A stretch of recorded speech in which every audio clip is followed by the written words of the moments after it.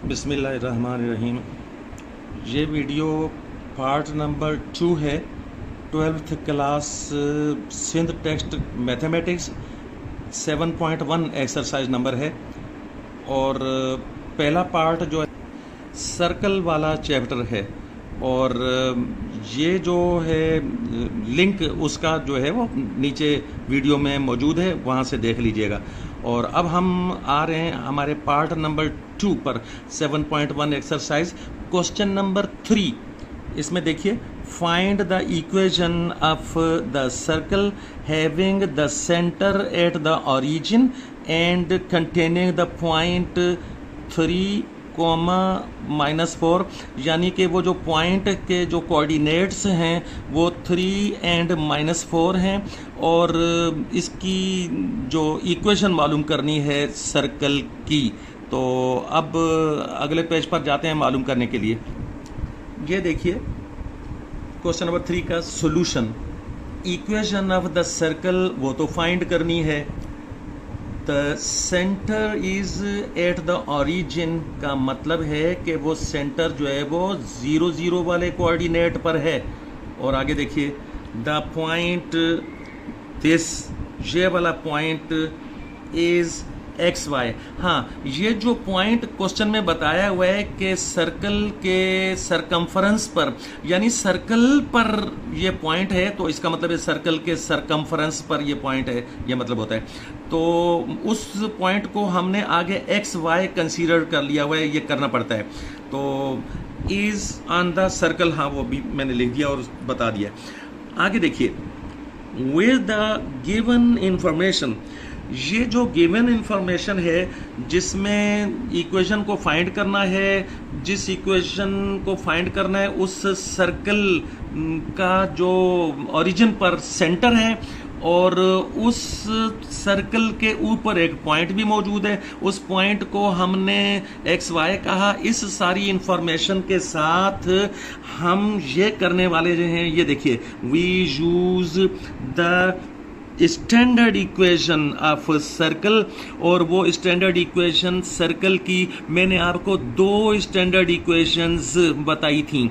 एक तो ये बताई थी, यहाँ लिखी हुई नहीं है लेकिन सिर्फ मैं बोलने वाला हूँ, सुनिएगा।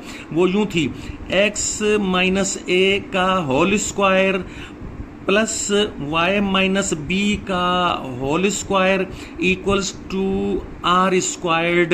ये जो मैंने बोला है, ये बोली हुई इक्वेशन जो है वो उस सर्कल के लिए स्टैंडर्ड इक्वेशन है कि जिसका सेंटर पॉइंट a b के ऊपर है।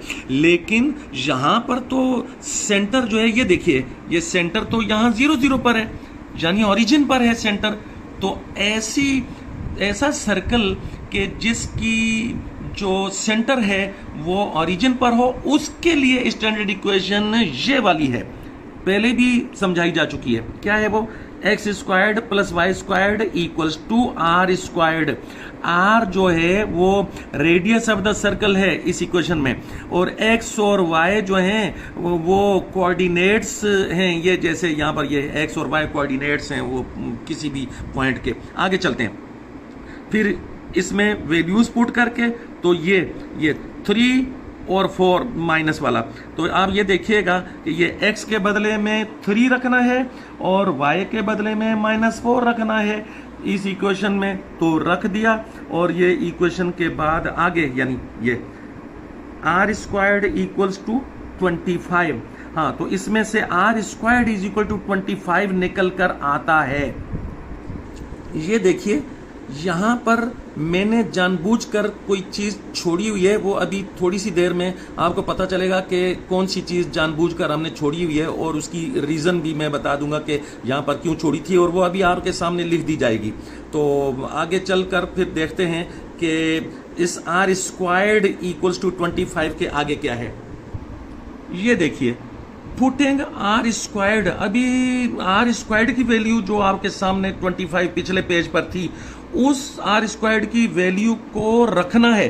कहाँ रखना है? तो वो जो जगह हमने छोड़ी थी वो बाद में सोचना है कि उसको इक्वेशन कौन सा, नंबर 2 हो तो नंबर 2 करो, 1 हो तो 1 करो। तो अभी मैं उसको नंबर 1 ये आपके सामने लिखने जा रहा हूँ। ये नंबर 1, इसको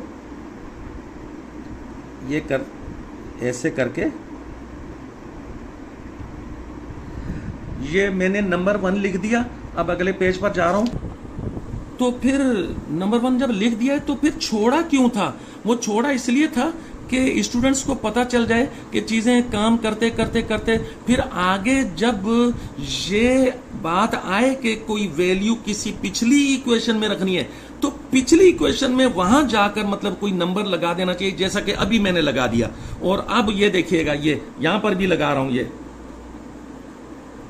1 implies दैट का मतलब है कि 1 की शक्ल बन जाती है। 1 की शक्ल बन जाती है तो अभी 1 की शक्ल बनाकर दिखलाता हूं। ये देखिएगा नंबर 1 इक्वेशन अभी अभी जो आपके सामने, तो ये देखिए नंबर 1 इक्वेशन जो है ये x squared plus y squared is equal to r squared, उसकी शक्ल बन जाती है। तो आर स्क्वायर्ड की वैल्यू 25 है, तो इसका मतलब है कि यूं आ जाएगा। फिर ये देखिएगा ये x squared plus y squared is equal to r squared. तो ये देखिए ये मैंने लगाई हुई है, ये आर स्क्वायर्ड के बदले में वो 25 लगा दिया। इस तरीके से ये क्वेश्चन इस तरह से सॉल्व हो गया। आंसर यूं आया है कि ये वो इक्वेशन है कि जो सर्कल की इक्वेशन है, जिस सर्कल का सेंटर जो है वो ओरिजिन पर है और उसमें ये पॉइंट जो है वो, ये ध्यान में रखिएगा जो क्वेश्चन में दिया हुआ है उस सर्कल के अंदर ये पॉइंट ये वाला शामिल है, तो उसकी इक्वेशन ये हमारे पास ये आ गई है और ये क्वेश्चन का जो सॉल्यूशन है खत्म हो गया। अब आया जी क्वेश्चन नंबर 9। ये देखिए लास्ट वाला पेज पर लास्ट क्वेश्चन है number 9। Prove that the point this, वो जो भी पॉइंट है वो आगे बात कर लेंगे, लाइज आउटसाइड द सर्कल। ये बात साबित करनी है कि ये पॉइंट जो है जिसका जिक्र है और आगे भी आ जाएगा, तो ये पॉइंट सर्कल के बाहर मौजूद है, सर्कल के ऊपर मौजूद नहीं है और सर्कल के अंदर भी मौजूद नहीं है। और उस सर्कल की इक्वेशन दी हुई है, वो वीडियो को पॉज करके देख लीजिएगा। हम आगे इक्वेशन को सॉल्व करने की सॉल्यूशन की तरफ जाते हैं। ये देखें जी, the given equation of circle is ये x squared plus y squared minus 4x plus 2y equals to 44। ये इक्वेशन किसी सर्कल की इक्वेशन है। अब आगे देखिए रीअरेंजिंग, हमने इसको रीअरेंज कर लेना है। रीअरेंज करके क्या किया कि ये 44 यहां से हटाया और इसके बदले में माइनस 44 इस तरफ करके ये देखिएगा और इक्वल्स टू 0 कर दिया। और फिर आगे देखिए ये the point to be tested, हाँ जो पॉइंट टेस्ट करना है कि वो सर्कल के बाहर की तरफ है, ये देखना है। जिस पॉइंट को प्रूव करना है, साबित करना है या टेस्ट करना है, टेस्ट करके देखना है, बताना है वाकई ये सर्कल के ऊपर नहीं है और ना ही अंदर है सर्कल के, बल्कि ये पॉइंट जो है वो सर्कल के बाहर है। ये वाला पॉइंट है ये। इस पॉइंट का एक्स कोऑर्डिनेट 5 यूनिट है और y कोऑर्डिनेट -7.5। तो -7.5 को हमने अपान की शक्ल में लिखा है, -15/2 करके लिख दिया है। तो ये बनता है इतना, किसी जगह सॉल्व करके देख लीजिएगा। और फिर हमने आगे भी इसको इक्वल्स टू एक्स वाई किया है कि इस पॉइंट को, जैसा कि पिछले क्वेश्चन में भी था कि हमने एक्स वाई किया था, यहां भी ये एक्स वाई इन दोनों कोऑर्डिनेट्स को हमने ये शो कर दिया। अब आगे देखिए, बहुत आसान है। Putting the value of x and y, हाँ एक्स की वैल्यू जो है वो 5 रखनी है और वाई की वैल्यू देखें -15/2 रखनी है। ये वैल्यू रखने के साथ, अच्छा जी कहां रखेंगे, लेफ्ट साइड, ये in the left side of given equation, given equation की लेफ्ट साइड में रखना है। तो ये गिवन इक्वेशन जो है यहां, ये देखिएगा ये गिवन इक्वेशन है, यानी हमने जो शक्ल चेंज करके बनाई है वो गिवन ही है। तो इसकी लेफ्ट साइड ये रही, ये इस लेफ्ट साइड में हमने x और y की वैल्यू रखनी है। तो यहां देखिएगा यही तो लिखा हुआ है, putting the value of x and y in the left side of given equation. तो आगे फिर बताते हैं कि होता क्या है जी। ये देखिए, ये x की वैल्यू 5 रखनी है, ये रखी हुई है। y की वैल्यू -15/2 रखनी है, तो रखी हुई है। ये देखिएगा x की वैल्यू ये देखें 5 रखकर उसके ऊपर स्क्वायर लगा देना है, आगे प्लस y की वैल्यू -15/2 रखकर उसके ऊपर स्क्वायर लगा देना है, और उसके बाद ये -4, फिर x की वैल्यू वही जो 5 पहले रखी थी 5 वही रख दी, और फिर +2 लगाकर, तो ये 2, हाँ यहाँ पर ये देखिएगा ये +2 ये मैंने यहाँ लगाया हुआ है, और y की वैल्यू आगे ये -15/2 लगाई, और आगे -44 वो तो जैसा है वैसा लिख दिया, और आगे = 0 नहीं लिखना। क्यों नहीं लिखना? इसलिए कि पीछे लिखा हुआ है कि लेफ्ट हैंड साइड जो इक्वेशन की है उसमें ये x और y की वैल्यूज रखनी है।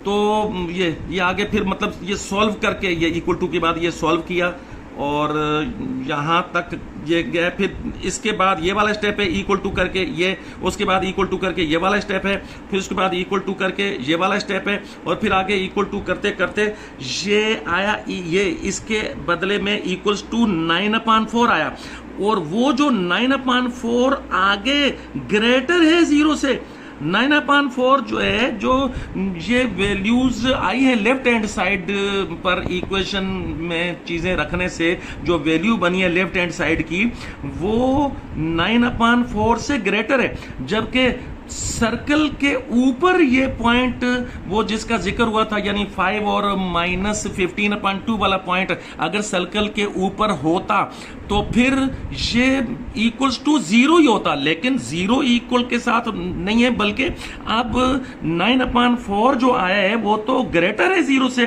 तो ग्रेटर होने से फिर बस ये आगे ये देखिएगा, द पॉइंट दिस, वो जो सवाल में दिया हुआ था, is outside the given circle.